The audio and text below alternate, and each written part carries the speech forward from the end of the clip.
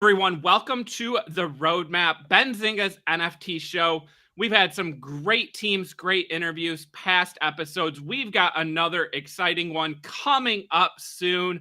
We're going to be talking to Toy Boogers, an NFT project that launched a couple months ago. We'll dive into how that project got started and what is ahead. I'll also dive into headlines with my co-host Brian. We'll talk about the top 10 NFTs from last week. And also Paris Hilton mentioning NFTs during Jimmy Fallon appearance last night, and Twitter getting heavily involved in NFTs. And we also have YouTube announcing NFT plans as well. So a lot to get to today, everyone. This is the Roadmap.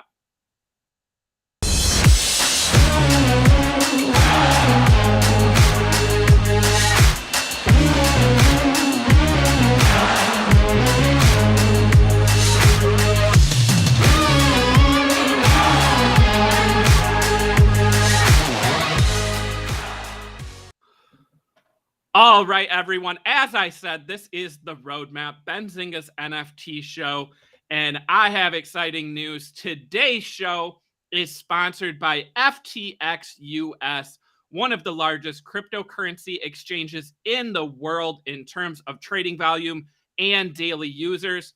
The FTX app is used by over 6 million people to buy crypto and NFTs with no transaction or withdrawal fees from your phone or computer, while the FTX US trading platform offers NFT trading on the Ethereum and Solana blockchains with no gas fees.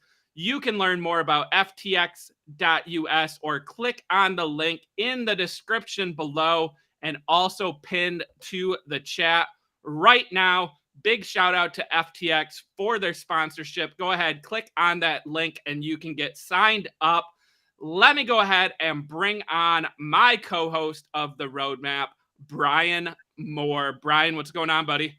Oh, just living the dream. Excited to be here. Excited to talk to Toy Boogers and get down with the announcement for FTX. It's a good show. Excited to be back. You know, I was on vacation last week. It looks like some people in the chat missed us, Brian. That's always a good sign, right? That they were sad to see us not on air. So we're happy to be back. And as you said, we're also excited to kick off that sponsorship with FTX. Brian, I talked about FTX a little over a month ago on this show. We had some Steph Curry sneaker NFTs launch on FTX, and that was pretty cool because it was after he broke the 3-point record.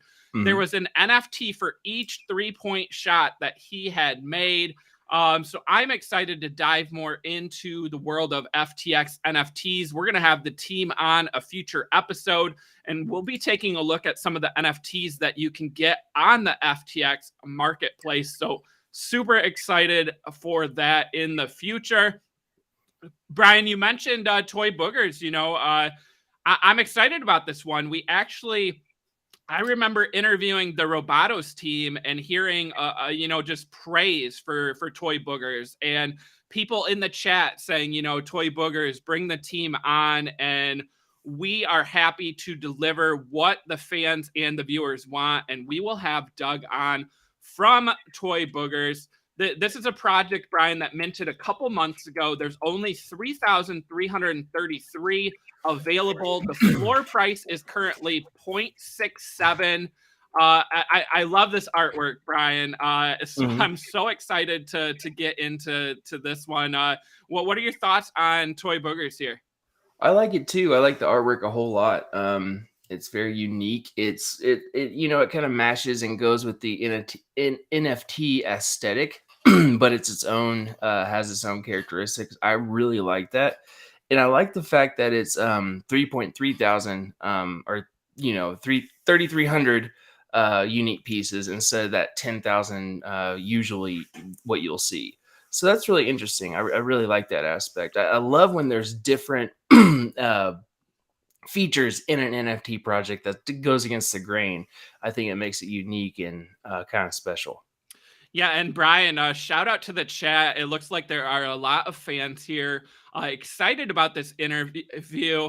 Also mentioning that the project is hand-drawn. We're definitely going to dive into that with Doug soon. Got to highlight this comment here from FC. You won't regret getting caught picking these boogers. And our friend of the show, Ashira here, we pick the boogers. This is so exciting, Brian. Before we bring on Doug, though, I know that our talented video team has a little trailer that they made for today's interview. Brian, what do you think? Should we go ahead and roll that trailer? Let's run it.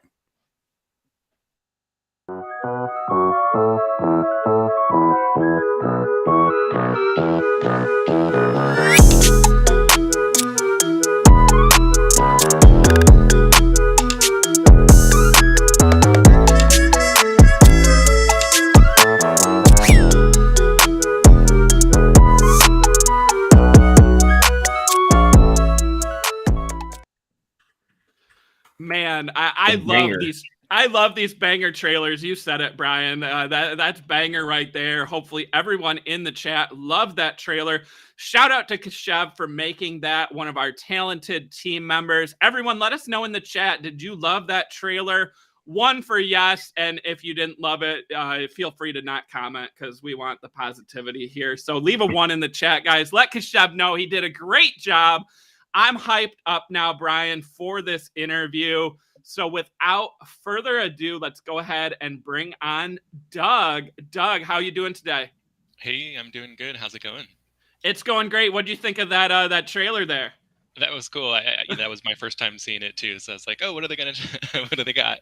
You know, it was my first time. I used to sometimes watch the trailers as we got them, but then I decided it's more fun to just watch it live with our viewers and with the team members because it's kind of cool just to see, what our video team cooks up ahead of these interviews. So I'm excited to watch it for the first time along with you, Doug. So it's got that bass. it did, and it showed off that wonderful artwork too, which we're going to get into during the interview, Doug. Before we dive into Toy Boogers, I'm wondering if you can just let viewers and listeners know, how did you get started in the world of NFTs and maybe cryptocurrency prior to this project? Yeah, so I got involved in NFTs kind of like many people do. You hear about it somewhere kind of randomly, and then you look it up, and then before you know it, you've fallen down or dived down the rabbit hole. So I was hanging out with one of my friends, and I was just like, hey dude, what's new and exciting? And he was like, oh, actually, I got something really exciting. He's like, my friend just made like $69 million last night. And I was like, wait, no way. You're kidding. Like what happened? I was like, oh, you won the lottery or something? And so crazy story. My mutual friend of Beeple, I didn't even know that he was friends with him, and I still don't know Beeple, but we have a mutual friend, and I literally saw him the day after that big sale, and happened to ask him, what's new and exciting, and that was his answer. And so we just started chatting about NFTs and what it was, and just totally got super interested and excited about it. Went home, Googled it, and then fell in like head first. Just kept digging and digging and digging, and before I knew it, I was just totally caught up in the scene. The Bored Apes had just dropped around that time too, and so by the time I had kind of just gotten my bearings and my footing, what's what's out there, what are these projects? There's collectibles, there's art, and I was trying to hunt some of the rare art, but it was like, whoa, this stuff's like already way out of my price range. And then I just saw on Twitter, everybody with these apes, and like that was the big thing at the moment. I was like, all right, well, it's it's 0.1, so it's still $1,000 to grab an ape, which is like, back then I was like, oh my gosh, this is crazy. Am I literally gonna buy a cartoon monkey picture for $1,000? I was like, yeah, I'm gonna do it. I just want to get into the community. I want to be part of the thing, and it's cool. And so I picked out one, and it's kind of funny because it was like one of the best investments I've ever done in my life was to buy one of those apes. So yeah, right in the beginning, just jumped in head first, and yeah, and here we are. But also, that's when I started to think, well, I could do something here with my art. I've always been an artist for fun, for hobby. It's always something I've done. I've dabbled in pretty much every type of art there is. I did paintings as a child, and later on, I did like silk screen, screen printing. I did etching, woodblock, carvings, like drawings, just everything, arts and crafts, pottery, poetry. Like I've always just done art, but doodles and drawing and making little funny characters was always my strong point. And it's kind of interesting, actually. A few years before NFT, I kept having these ideas that I wanted to make stuff with my art. I wanted to make like a merchandise, like because I have these funny characters. They're kind of like cute kawaii characters. And I even like at one point put together like a whole like a book, like a little children's book, and nothing ever just quite felt right. And I never produced it. I kept making stuff, but I never like put it out there for sale. And then all of a sudden, when I saw like what the Bored Apes did and all of the collectibles and what the generative art was doing with mixing and matching stuff, I was like, oh, I could do something like that with my art. And so that's where the lightning struck, and then started to make my own stuff as well. Awesome. Well, Doug, you gave us a lot to unpack there. Yes. Bored Ape, was that your first NFT you bought then, or just one of the very first? It was one of the first. The very first was the Future Crypto by Grammatic, and I bought that on Nifty Gateway. Yeah, because getting in through people, of course, I was like looking at Nifty Gateway and all that. And I tried to get that. The same thing. Oh, really? Well, I didn't buy that, but that's how I got into it too. Nice. Yeah, I tried to get one of the people because it was like that dollar raffle he did, and then I think it was right after I didn't get that. I was like, all right, well, maybe I should just look for something else that's more accessible. And yes, I think it was one of the first. I had grabbed a handful of little things, but pretty quickly it was like, all right, this ape community, it's onto something, and there's there's a whole group around it, and what better way to get involved than to literally just get involved, just jump right in. So I was like, all right, I'm gonna grab it. Awesome. Well, Doug, you mentioned, that you saw the success that these NFT projects had, and it kind of inspired you. I love that Beeple reference there, the mutual friend. Walk us through, the early process of Toy Boogers. Was this a character or idea that you had already kind of created on pen and paper? Is it something you started then doodling after you saw the Bored Apes and the success of NFTs? How did this character kind of get his origin? Yeah, so the my characters in general were more like these cute kawaii kind of stuff. Like it would be just like a dog or like the rabbit, just like something simple, and not so much like the whole like kid with all of the toys and stuff. But I was also drawing the toys, so it was a more simple kind of kawaii kind of a aesthetic and look to it.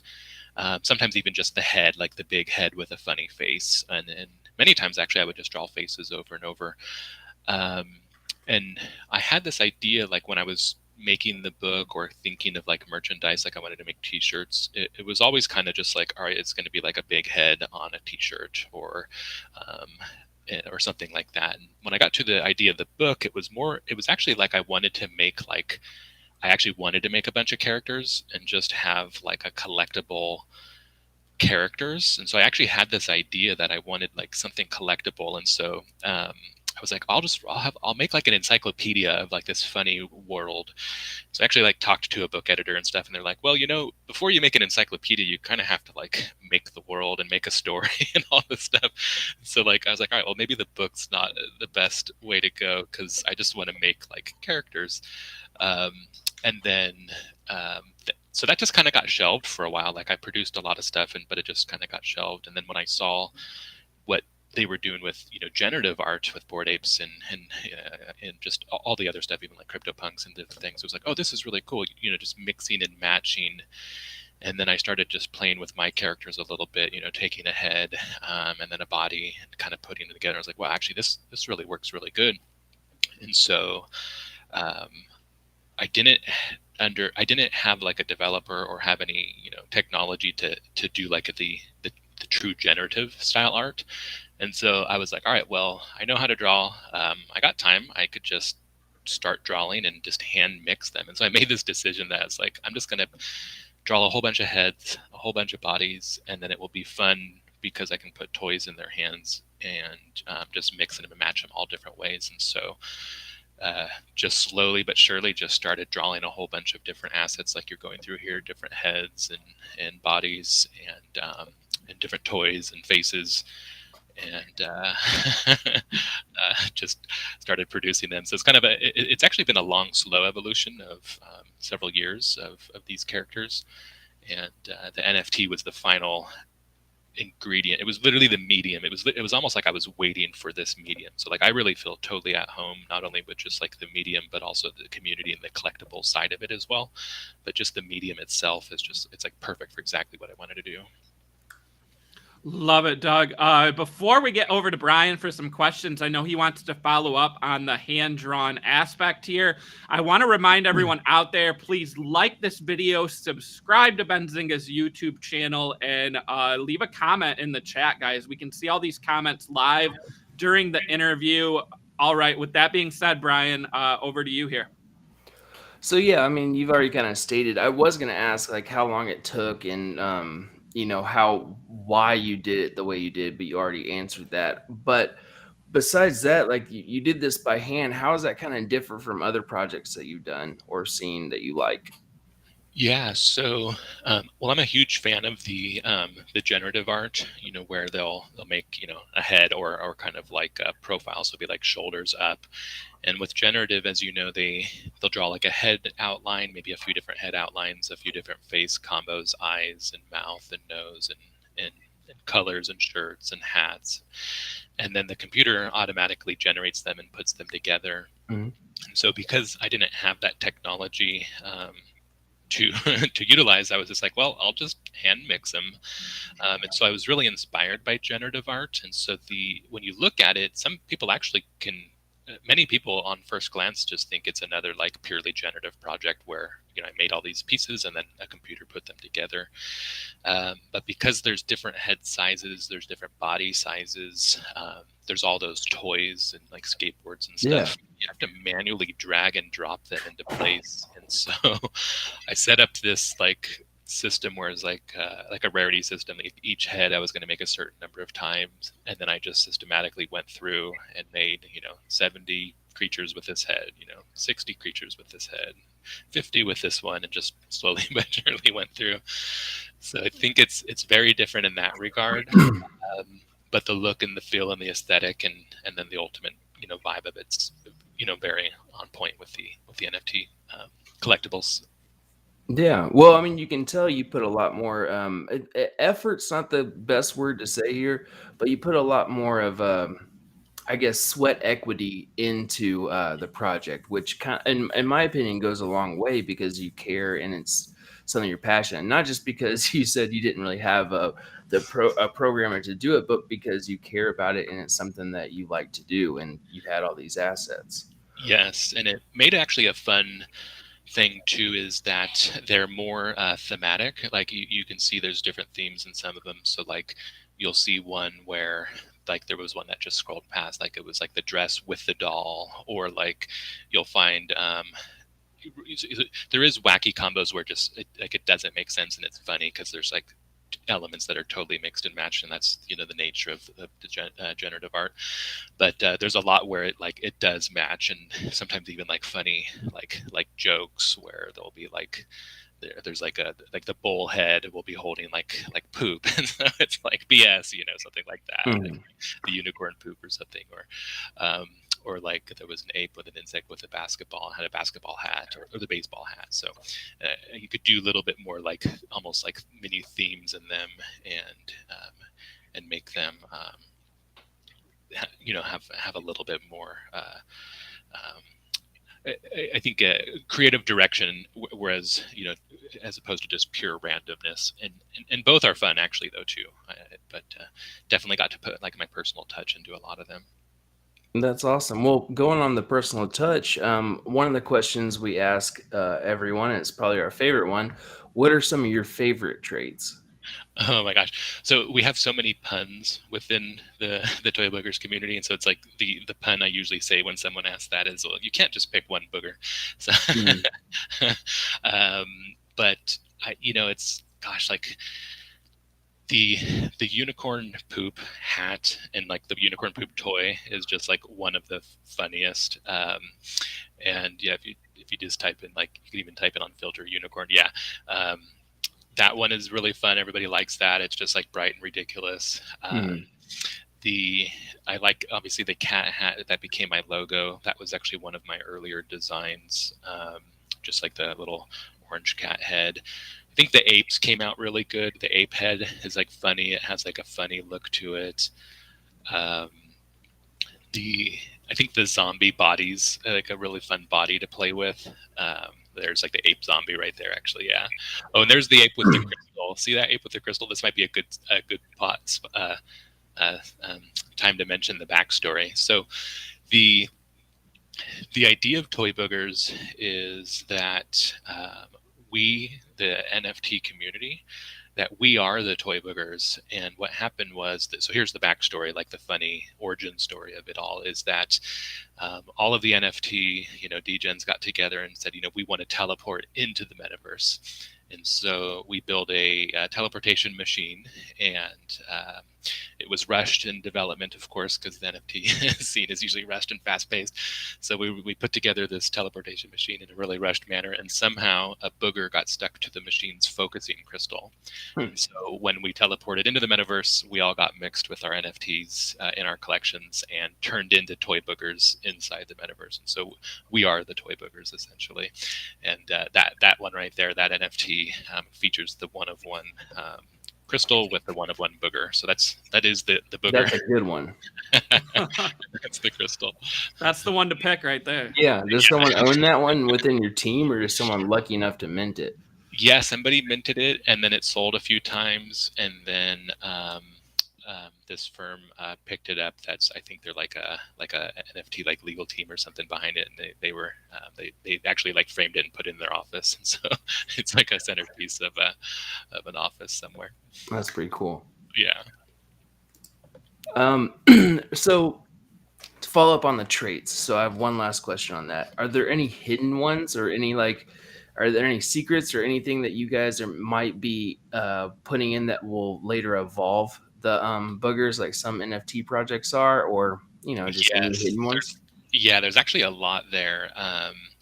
So hidden traits, there's certain things, like even right there, like that zombie ape. So that if you look at the zombie's face, it's actually a zombie as well. And so certain things, like the zombie, will turn certain things different colors. So like the normal ape head is just like brown skin, but when it has a zombie body, it gets affected, and so like it'll change color, but that's not mentioned anywhere. There is subtle stuff in terms of like not labeling a few things twice, like different headbands will all be called like headband unless it's like a gold one. So there's that kind of level of hiddenness. There's also one-of-one toys. That there's like a master key, there's like a lost valet key, there's a treasure map. And so we've planted those in with, and I can't say too much, but we do have some plans for that type of stuff and how it will, what we'll do with those. So we do want to have some fun stuff in it. So, but then there's another layer of hiddenness, which is really intentional, which is almost everything in the collection is a shout out, a reference, or like a mini tribute to other collections, or just to themes within, pop culture or crypto culture.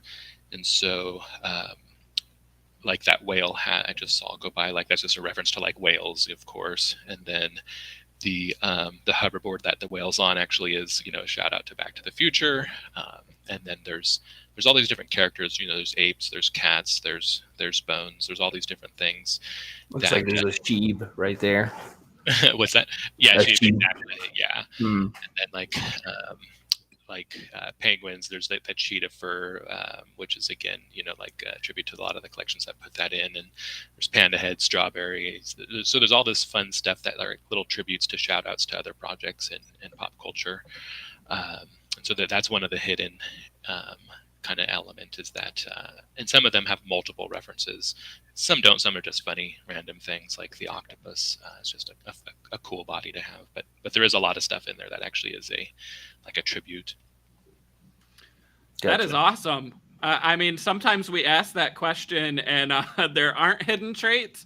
And not only did you give us hidden traits, Doug, but I think you also dropped some alpha there. I don't know if you had shared all those details before as some of those hidden items to look for. So we're always fishing here on the roadmap, trying to get some alpha, but it looks like that one maybe we hit on. Yeah, there's going to be some story elements with those, and then some fun games. We've always, I always had this idea that, this could be, we want to make it fun. There needs to be a game element to it. And there's even little subtle video game references to the bomb. It's like a blue bomb. It looks kind of like a Zelda bomb. And just random, there's a wood sword, it's like every other, adventure game. You start off with a wood sword, and then the best sword's like a gold sword. So there's all this fun kind of game stuff. But yeah, we do have an idea to tease these out and do some stuff with it. Love it. Well, the chat is going wild, Doug, trying to now guess some of these traits, some of these secrets. While they're doing that, I want to bring up, something I'm very excited about. As I mentioned at the top of the show, we've had Pablo from Robotos on the show a couple times, and Robotos partnered with Time Studios to develop a cartoon series.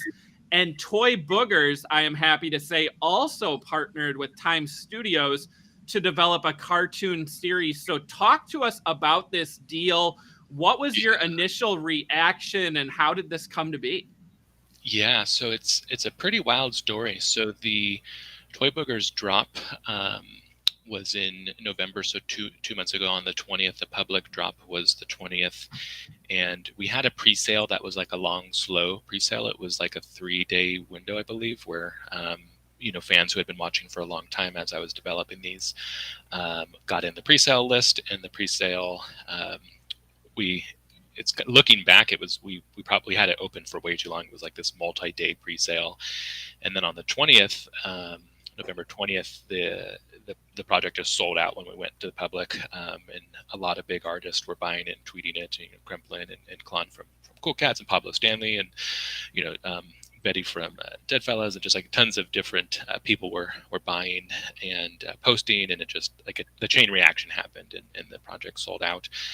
And it was just one of those unreal, everything was so unreal and so wild. That was what we had been working for, and it finally came to pass. And the next morning I get a DM, and it's from Keith Grossman, the president of Time, and I'm he's like, "Hey, what's up? Let's chat." And I'm like, "Wait, is this a scam, or hey, is this the real Keith?" Because once you get some sort of public view, a lot of stuff does come at you that is scam targeted. And so I was like, "Wait, is this the real Keith? Is this the president of Time reaching out to me?" And so sure enough, it was Keith Grossman, the real deal. And he's like, "Hey, what's your phone number? Let's chat." And so all of a sudden it's the next morning, and I'm sitting there talking with the president of Time. And he's just like, "Yeah, I love your collection. My daughter loves it. It's super fun." And that's kind of how he got hooked on it. He showed his daughter, and she's like, "Oh, I love it." And she started running around, yelling Toy Boogers. And so he's like, "Let's do it. Let's do a Twitter space right now." And so we went live literally right then, and did this big celebration. And then so right from there, Keith basically approached me that day, and the TV thing was kind of planted. I don't remember exactly when the offer came and when we started talking, but it was pretty much the seeds were planted right then that they were looking, because that's been part of their objective, as they've stated now, is to do more stuff like this. And they've brought on Robotos and All Smiles and myself. So yeah, the conversation just started happening, and that's why, looking back, it's only been 2 months, and we've already made this partnership. But it literally started that morning, essentially right after the sellout, with the conversation with Keith. Awesome. Well, Doug, any update on maybe the timeline of when that show will come out, or when we will get more announcements on details of this animated series? Yeah, no, not right now. So everything is totally, I know that's like the big No, question. hey, I have to try, right? I mean, Yes. When show. yeah. Yeah, it's all to be determined, but we're actively working on that. And that's the fun part of all the creative element. And I'm on board as the creative director and executive producer, and so it's my story and insights in characters, and so yeah, there's totally 100% involved in that. It's not like they're just running with it. It's directed by me, and so in collaboration with them. So yeah, super excited about that. All that's happening though. So, but we don't have any dates or times or anything. And the only actual thing that we've announced so far is an airdrop. So Toy Boogers, we have a special edition series, which it's like it's like an airdrop collection, in that we've done to celebrate like big moments in the Toy Boogers, our own history as a project and a community. And so we've done 3, just basically celebrating the drop in the community, and then number 4 is a joint time Toy Boogers collab airdrop, and so that's going out within. It's going to be either this week or next. That will be airdropped to all Timepiece Genesis holders and all Toy Boogers holders. And so people ask about utility, the when question and the utility question. And so it's like there's everything's still to be determined, but right away I wanted to make like this fun, utility and give everybody something special. And our airdrops are on Ethereum. So we drop heavy airdrops. They're not Polygon, and no shade about that. I have a lot of fun airdrops on Polygon, but we like to do the Ethereum. And so we have to wait till gas is low for that, because those are heavy. Awesome. Well, thanks for that information there as well. So anyone who owns a Toy Booger, another airdrop coming up. I want to get more into the roadmap. So we talked about the time deal. I know Brian has a question later about collaborations, but outside of those 2 things, I know there's been a mention of some merchandise, and maybe some branding. Any other details about the roadmap going forward, and maybe when we can expect roadmap 2.0 to come out? Yeah, so the initial roadmap of Toy Boogers was very, because the project itself was such a big endeavor, 3,000 handmade pieces. I didn't want to dilute the project with all these promises of other stuff, and so we started off with a very modest roadmap. It was just like, we're going to do some collabs, and there'll be some merchandise, which are happening, and going to be also very big pieces. But the idea of putting out a modest and simple roadmap was to really highlight the collection itself, and actually that was the first utility. So people say, what's the utility? And it's like, the utility, the project is the utility, owning an awesome piece of art first and foremost. But we're expanding on that, and roadmap 1 is kind of blending with roadmap 2, in that there's a few really big cool stuff coming out that I can't say too much yet, but they do involve collaborative efforts. And so what we have done, what we've done so far is we've started the Toy Booger Special Edition collection, which was actually not on the roadmap. It's just a surprise, kind of a bonus. And so that was one element. The time deal and turning this into a movie is another thing, which, I mean, these are all like roadmap 2.0 worthy endeavors that were essentially surprises that just kind of got inserted into roadmap 1. And so that's what I kind of like to say, like roadmap 1 is like, even like, let's say, evolving, turning into roadmap 2. But then the next big thing is some collaborations that we're working on. And so can't say anything yet, but there's going to be some really cool stuff on that front. And people have seen how I interact with the community. I'm a collector. I've collected everything from, Bored Apes onward. I've tried to get into like every project I can. And I do hold a ton of different collections. And I'm friends and fans of many, many artists, and we're all in communication. And so then one of the next big steps is going to be a lot of collaborative stuff. But we have a few big things in the work that we're working on ahead of jumping into a lot of the individual collaborations. And then merchandise. Yeah, we really want to get into that. We're taking our time really exploring the merchandise front. I know a lot of projects will make like, a hoodie or like a t-shirt, and not that they call it a day there. Some do, because that might not be their big focus. But I do want to make some really nice merch. And so we're taking our time with that, really investigating the whole streetwear scene and offerings. And we're doing multiple prototype testings on that already. So that's in development, but my style, I want to make stuff that's nice, that's quality, and I don't want to rush anything. So I also don't have the when answer to that, but we're going to do it nice. And we have a long-term plan.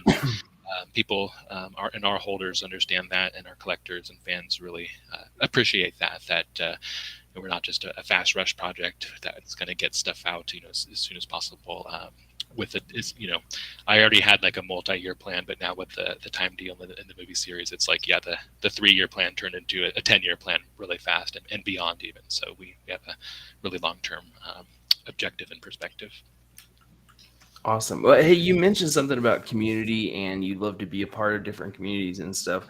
And I kind of want to ask you about your community and your Discord. Like, how active are you on your Discord, and how important do you think Discord and, well, really Discord, but over Twitter is to bring communities together and talk about the project and give updates and all that kind of stuff? Yeah, Discord and Twitter are both extremely important, and we take both of those really seriously. I run the Twitter 100% myself, so all the Twitter interaction, it's me. And then the Discord, big shout out to the team, and they're all here in the chat.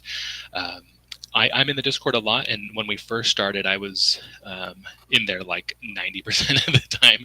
Now I'm in there less because I'm working on some creative stuff. So if anybody misses me around as much, don't worry. It's because I'm doing some really cool stuff behind the scenes. On the side, yeah. But yeah, Discord we put a real high value in, and a big shout out to our whole team, Ren One Lab, Lance and Ben, to Don, Ashira, got Fresh Biscuits, Jim, and Zoe, and Digi, and we've got some junior mods as well. So if I missed anybody, please put a text in. It's hard to mention all the names, but huge shout out to the team, and they really they're in Discord all the time, hanging out with the fans and the community, and it's a fun Discord too. We have this just kind of like come in and hang out, and let's talk about video games and food and just whatever, and we just we sit there and talk about NFTs and boogers, of course, but half the time we're just like talking about like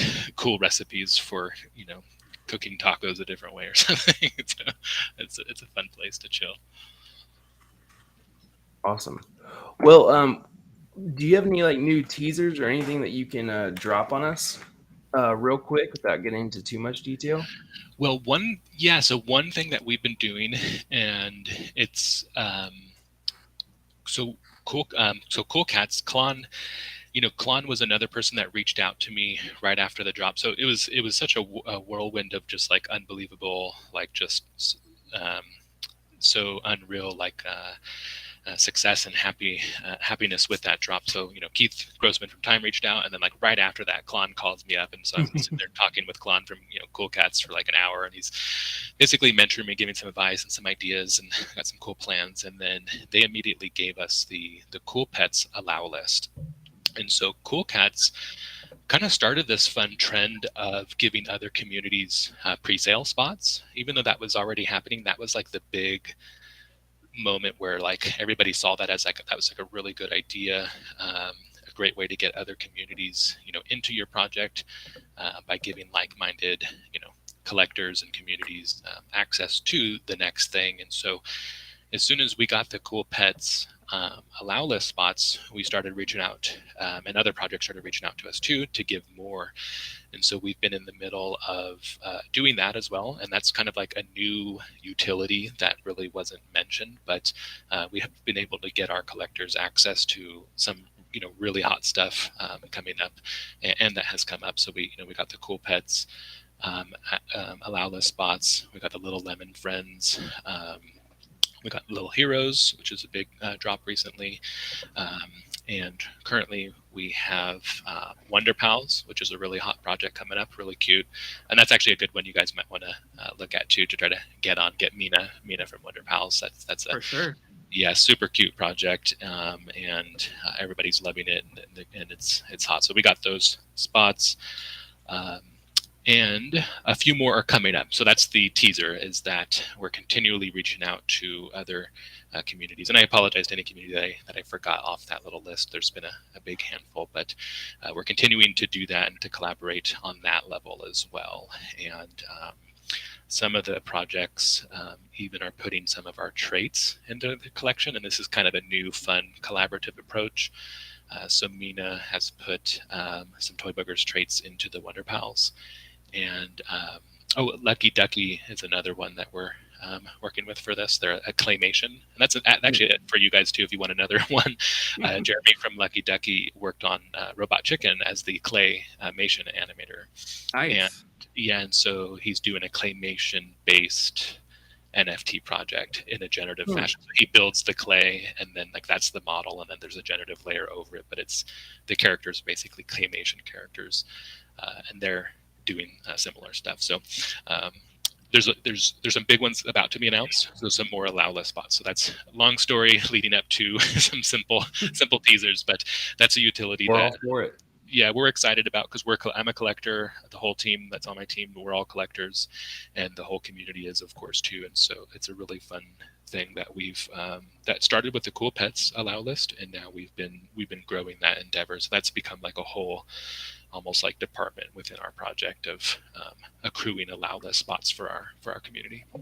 Awesome. Well, Doug, we've loved this interview. I got just a couple questions before we let you go. This is another one I always like to ask the founders of projects or the teams behind them.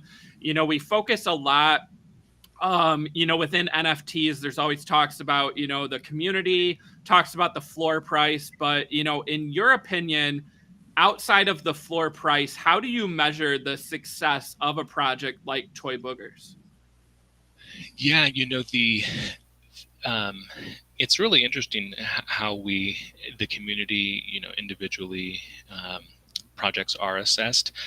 The floor is not the best, as we know. At any given moment, it goes up and down, and there's always there's runs where it runs up, and then there's a little bit of pullback as people flip and make gains.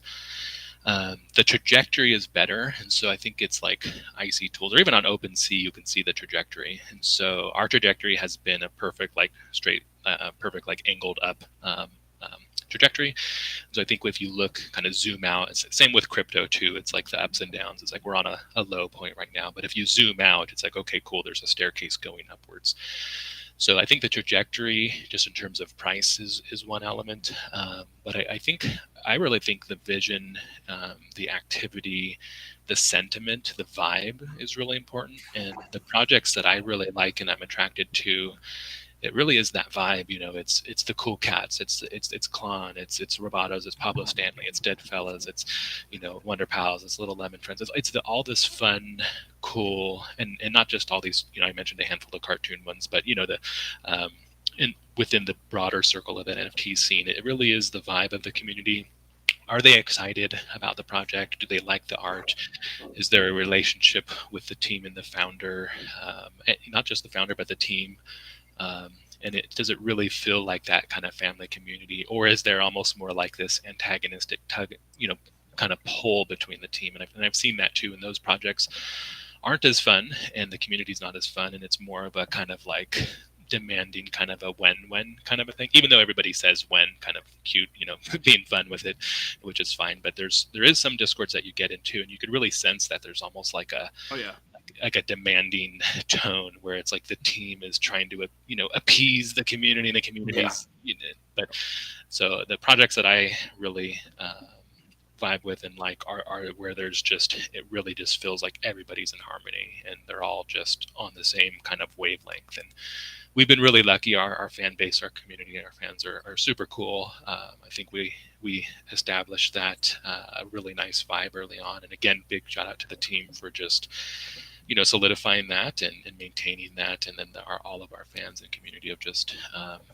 having a really cool, fun attitude, and they know we're doing stuff, so they're not like worried, like, are you actually doing something? It's like, no, like big stuff where we've gone over above and beyond expectations and over delivering. So I think that's the other thing too. Like if you look at like Dead Fellows or Robotos or Cool Cats, like they're just so like Robotos. It's amazing how much they're doing. Like it's almost like did you see that roadmap 2.0 announcement? There's so much in there. And then like Betty just had, and Psych from Dead Fellows just had their announcement about the Dead Friends coming up, and like talking about all the different stuff they're doing with like pixels and metaverse. And it's just like, oh my god, like so much is happening. So I think you can see it. The projects that are doing stuff, that are making stuff going forward, developing, that are looking ahead, it's pretty clear, and that's the real value. And I think people who've have been in this, actually even people who are brand new, you can sense that really quick. It's like, all right, yeah, this team's, they're making moves. Yeah, definitely. Someone said it best in the chat earlier today. I don't remember who it was, but shout out to the chat again. Under promise and over deliver. And Doug, it sounds like your team is trying to accomplish that, and you're a fan of the teams that you just mentioned that also focus on that. So I'm excited to see roadmap 2.0, but I know you're not rushing things here. There's that comment there from Run One Lab. Shout out again to you in the chat. Doug, this has been so much fun. We loved having you on. I'm excited to follow, the progress of Toy Boogers, and we've got to have you back on when we can get more information on the Time Studios animated show, or maybe some of these other items, because you already teased us a little bit today, but we'd love to hear more when you have more news to share. So we look forward to talking to you soon. Anything to leave off here, Doug, for viewers and listeners and fans of Toy Boogers? Just a big heartfelt thank you to everyone, to you guys for bringing me on and inviting me, to all the listeners and viewers who, spent time out of their busy day. The NFT scene 1 hour is like a week. So thanks for spending a week with us. And just a big thank you to the whole community, my fans, the NFT community itself. I just feel so, blessed, and just the opportunities here are immense, and just really thankful that my art and my project and vision were well received, and that we're on this amazing journey and path. And from the blockchain to the big screen, it's going to be a wild ride, and super excited to be here. Happy to have everybody along for the ride. And again, a big thank you to my team who makes it happen. It's not a one man show. And I asked Pablo Stanley that too. I was like, how many Pablos do we have? Do you have any clones of yourself? And he's like, no. He's like, it's just the team. It really is the team. So a big thank you to the team, and to the community and the fans. Awesome. Well, Doug, thank you so much for taking time out of your busy schedule and joining us. And we will definitely talk to you soon. I look forward to it. Thanks again. Yes, sir. Awesome. Well, there you guys have it again. Go ahead, smash that like, subscribe to Benzinga's YouTube channel, leave us a comment, let us know how much you enjoyed the Toy Boogers interview today. Brian, a lot to unpack from that interview. These are always so much fun to do, right? And get some of that alpha, get some, some upcoming events to look forward to. So I'm so excited about this project. And I mean, the chat was very lively today. We always love a show where the chat is active and the community is here to, take part in the interview along with us. Yeah, absolutely. There was a lot to unpack. You gave a ton of information. I mean, I'm all for it. There's a lot of things happening in that project that sound really exciting. Definitely. All right, Brian. Well, we don't have a ton of time left. Let's go ahead. Let's get into some headlines from the past couple days and weekend. There was so much. We don't have time to get into everything, but I did want to highlight just a little bit on the top 10 NFTs from the past week. This is something we talk about every week here on the show, and this data is from CryptoSlam. Meebits top the list again. Terraforms and Loot. Those are all thanks to the continued success of Looks Rare. CryptoFunks also seeing decent sales volume, and then Azuki up 125% after their launch last week. Brian, we had two big new projects launched last week. Hape Prime and also Crypto Bats. So Hape Prime had volume of 50.8 million and has a 9.25 ETH floor price. When I wrote this article, that is pretty high for a project at launch. Also Crypto Bats. I don't know if you know this one, Brian. I'm a big fan of Ozzy Osbourne, Black Sabbath. I grew up listening to metal, and Crypto Bats is from Ozzy Osbourne, and they launched last week. Volume of 38.7 million, and they have a floor price of over 1. And the cool thing about these is that if you own a Crypto Bat, you're going to be able to bite another NFT in your wallet through some of the projects they partner with and create kind of like a mutant bat. So they haven't announced all their partners yet, but they did announce some big ones.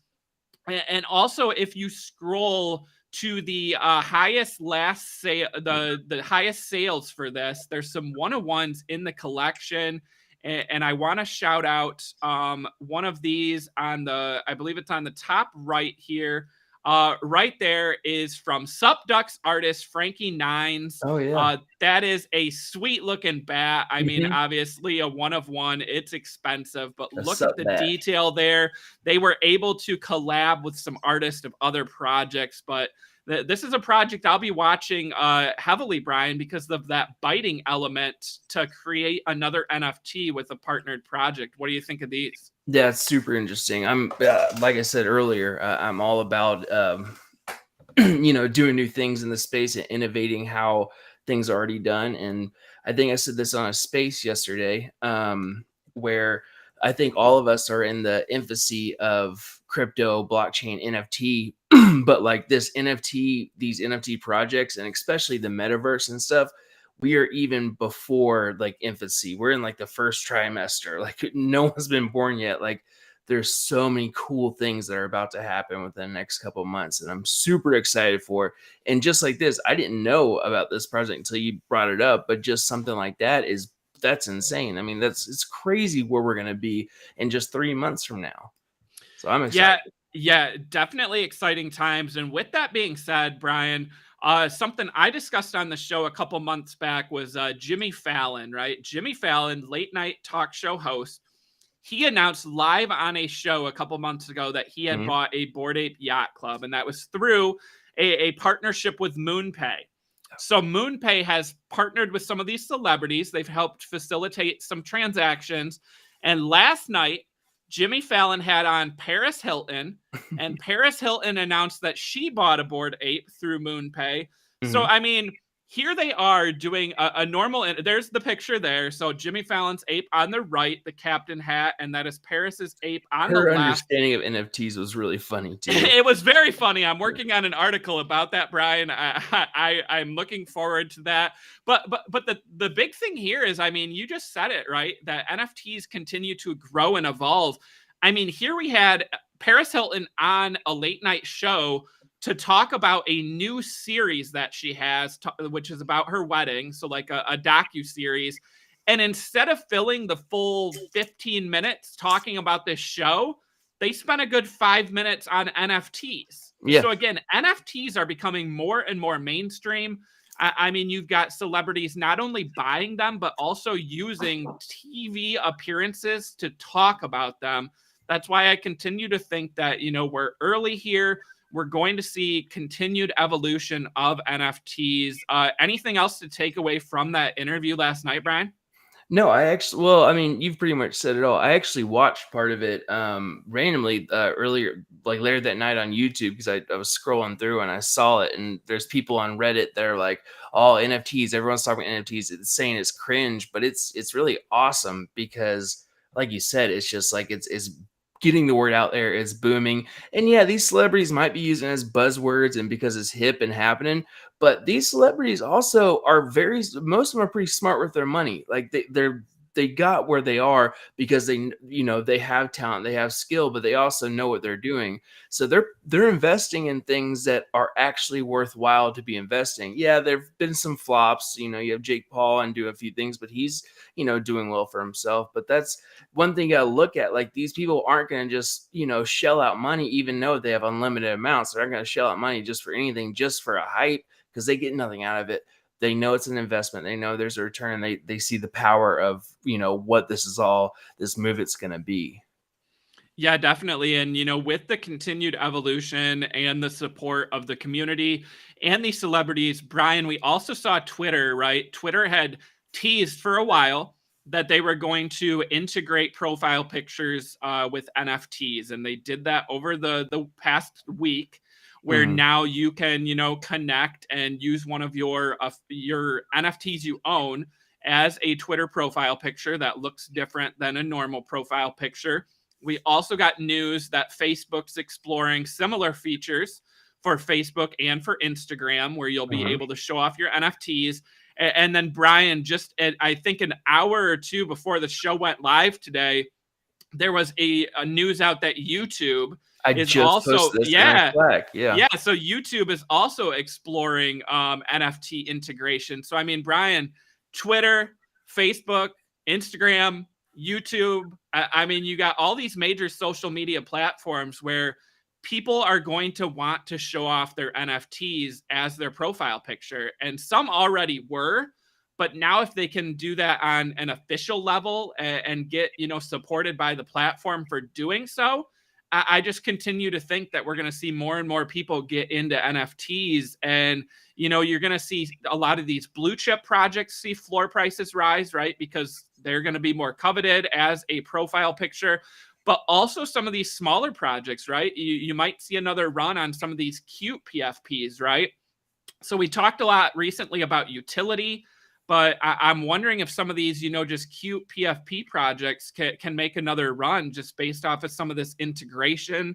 Again, not financial advice, and it may not last, but that's kind of what I see happening here. What do you think? I'll be honest. I personally don't know if I would want just have another Pudgy Penguins where it's just that, it's just the profile picture and there's no utility, there's no like use case or anything. But I don't think that something like that would actually gain traction anymore. I think it would have to have some sort of like extra bonus for holding and all that stuff to keep people entertained. I think we've gone over this plenty of times. But I can see them coming back as long as they get with the times and they have something to offer that's more than just a PFP. Hopefully. Yeah, definitely. And Brian, speaking of utility and use, again, I go back to the Steph Curry shoes, right, that were minted on FTX, where if you own one of those, you get early access to future Steph Curry NFT mints, right? That's another thing that a lot of these projects have done is you provide utility or you provide access to future mints. You also, can provide, airdrops, other items along the way. I think Steph Curry has merchandise that some people of those NFTs will get, during drawings and competitions. So again, shout out to today's show sponsor, FTX. If you want more information on FTX's cryptocurrency platform or their NFT marketplace, you can find it in the description below. We also have the link in the chat. Thank you to FTX. Brian, this was another exciting episode. We will be back tomorrow. There's always so much to talk about in NFTs. Anything else to add here, Brian, before we wrap? Nope. All right. Well, perfect. Well, shout out to our chat again and to the Toy Boogers team, to Doug for joining us live on the show. I look forward to talking to him again and hearing all about their roadmap and future success. And to everyone listening, thanks again for your support. And if you're watching this video after the fact, you can leave us a comment and we will do our best to respond. We like our live viewers. We also like our replay viewers just the same, and our podcast listeners as well. You're all important to us. So shout out to the Roadmap community. And again, please like this video and subscribe to Benzinga's YouTube channel. We have pre-market prep at the close coming up in a little bit, where Spencer and Joel will break down the biggest events of the trading day and talk about the movers for crypto and for stocks. With that being said, that's a wrap, and we will see everyone tomorrow.